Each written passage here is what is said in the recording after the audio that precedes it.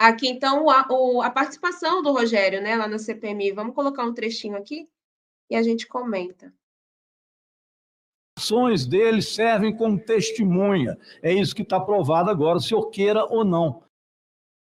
Eu vou iniciar pedindo à nossa mesa que possa passar aqui o vídeo 8 para mim, que é uma fala do general agora mesmo nesta reunião.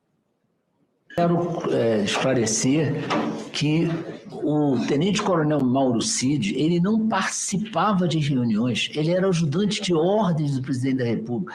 Não existe essa figura do ajudante de ordem sentar numa reunião dos comandantes de força e participar da reunião. Isso é fantasia. Isso é fantasia. A mesma coisa... Bem, fantasia. Passa, por favor, a imagem 7.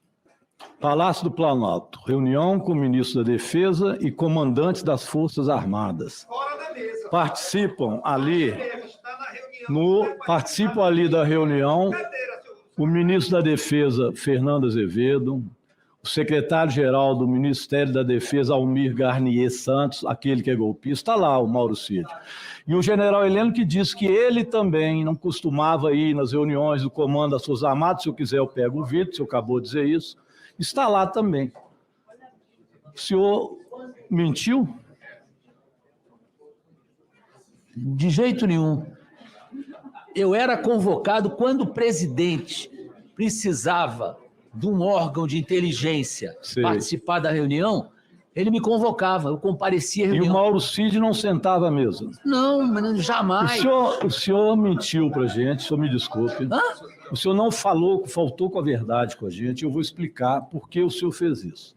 Na verdade, o senhor quis proteger o Jair Bolsonaro como se Mauro Cid, e assim estava sendo interpretado, não participava das reuniões e, portanto, não podia fazer delação. Mas aí está Mauro Cid sentado à mesa, como sentou sempre, e ouviu tudo aquilo que foi dito. Então é óbvio.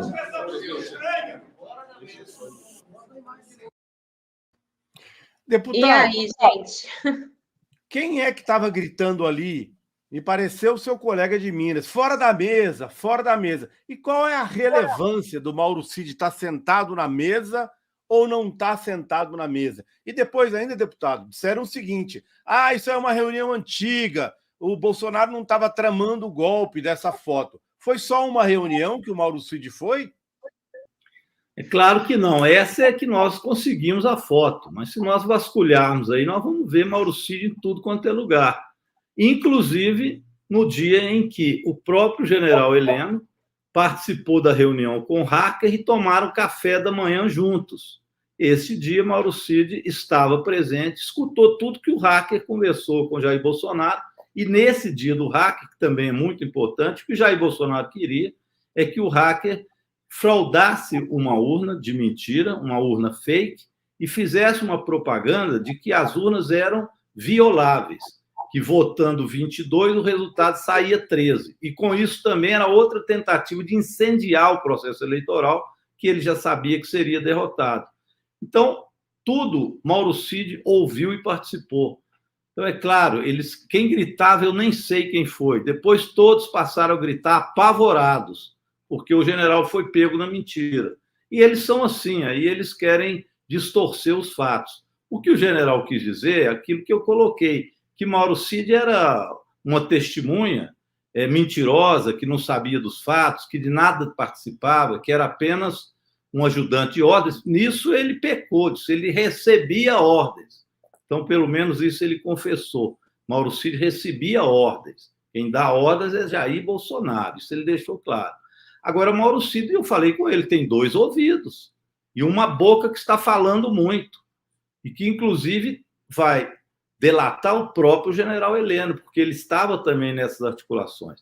Agora, se nós temos conhecimento disso, por vazamentos e também por fotos, imagens que nós vimos agora, imagina a Zenha, Ana e Rebeca, imagina o que a Polícia Federal e o que o Supremo Tribunal Federal já tem nas mãos.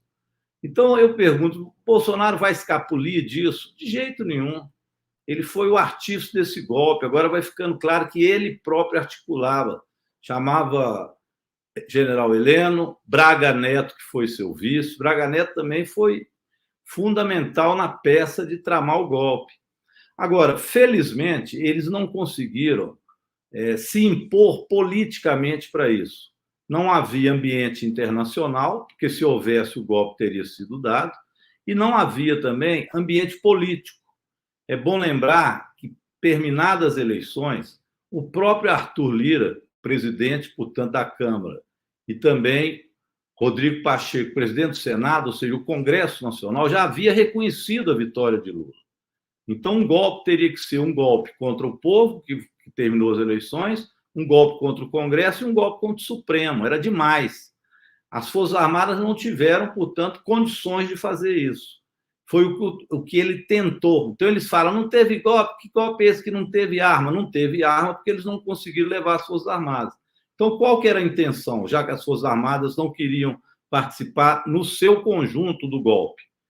Era, primeiro, convencer os generais, almirantes e a alta cúpula. Não convencendo, era criar o caos. Para criar o caos, precisava dos ultra-radicais serem estumados a isso. E aí o papel do general Heleno foi grande, porque ele saía, chamava os golpistas para conversar dentro do GSI, como nós vimos, 49 pessoas do acampamento foram visitá-lo. Ele falou que não tinha controle, não sabia quem era. Mentira, outra mentira. Ele escolhia quem ia. Deputado, eles iam lá tirar foto com o Heleno? Eu escolheria tirar foto com outras pessoas. Com o Heleno. Mentiroso. O general Heleno virou, além de tudo, um mentiroso. Desmoraliza, né, até o exército. Esse sujeito devia ser banido, retirado até as estrelas que ele obteve um dia. Tanta mentira que ele falou, que as pessoas iam lá tirar foto. As pessoas iam lá articular o golpe. E ele incentivava isso quando saía lá do Palácio do Planalto, ou de onde estava trabalhando, e ia lá para o cercadinho dizer, olha, pessoal, podem continuar acreditando, as coisas não terminaram. Tanto ele fazia isso quanto Braga Neto.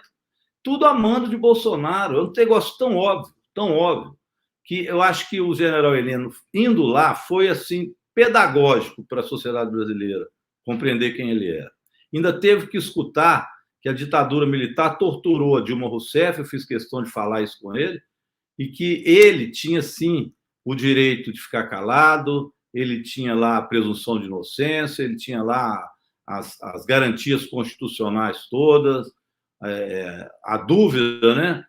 Inclusive do vídeo que eu coloquei aí, que a Fórum divulgou, que nós precisamos falar dele, falei que ele tinha o direito à dúvida ali.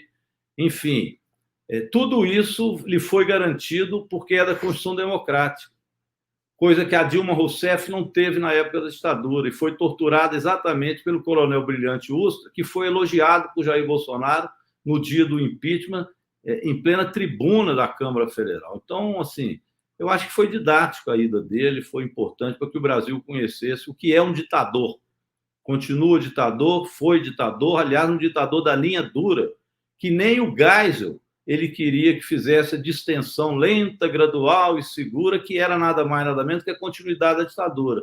Mas ele queria uma linha mais dura, que não tivesse distensão nenhuma e que permanecesse a ditadura sanguinária, como ele imaginava na cabeça dele. Esse é o general Heleno.